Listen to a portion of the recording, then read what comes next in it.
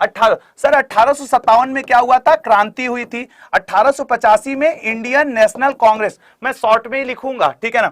1895 में क्या हुआ था मेरे दोस्त? दक्कन महासभा की लाला लाजपत राय ने, तिलक जी ने। 1897 में वो याद है, नरेंद्र नाथ दत्त, मतलब स्वामी विवेकानंद, मतलब रामकृष्ण मिशन, ठीक है ना। यहां मैं ऐसे लिख दे रहा हूं, आप समझिएगा।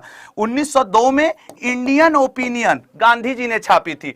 1904 में अभिनव भारत, ठीक है ना, अभिनव भारत नाम की क्रांतिकारी संस्था वीडी सावरकर।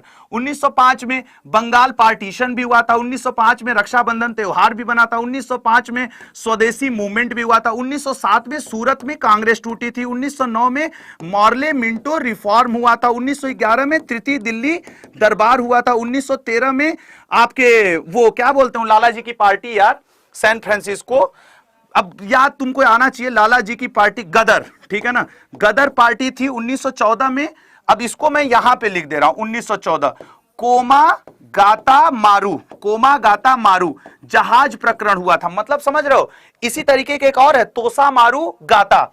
1917 में चंपारण आंदोलन, 1918 में अहमदाबाद, 1920 में नॉन कॉपरेशन मूवमेंट, 1919 में जलियांवाला बाग, 1921 में वो प्रिंस ऑफ वेल्स ये इंडिया आया था। 1923 में तो स्वराज पार्टी। 1924 में गांधी जी पहली बार बेलगांव अधिवेशन के अध्यक्ष बने। तुम अपना मैच कराओ, हम जो बोल रहे हैं उस बात को ध्यान दो, मैच तुम्हें कराना है। हाँ, नेहरू रिपोर्ट यहां लिख लो, ज्यादा से ज्यादा नेहरू रिपोर्ट पूछता है। 30 में सिविल डिसोबीडियंस मूवमेंट, 1933 में हरिजन नाम की पत्रिका आई थी, और ये 1935 आपके संविधान का ये बेस है। इसे हम लोग blue print of Indian constitution कहते हैं, भारत शासन अधिनियम कहते हैं। 1939 वैसे तो कई चीजें हुई थी, लेकिन जो एग्जाम ओरिएंटेड है, आपके जीडी ओरिएंटेड है, वो क्या है, यहां पे एक पार्टी बना लिए थे सुभाष चंद्र बोस जी, जिसे फॉरवर्ड ब्लॉक कहते हो। 1940 में अलग पाकिस्तान की डिमांड हो गई थी, यहां पे पावर नार आंदोलन भी हुआ था।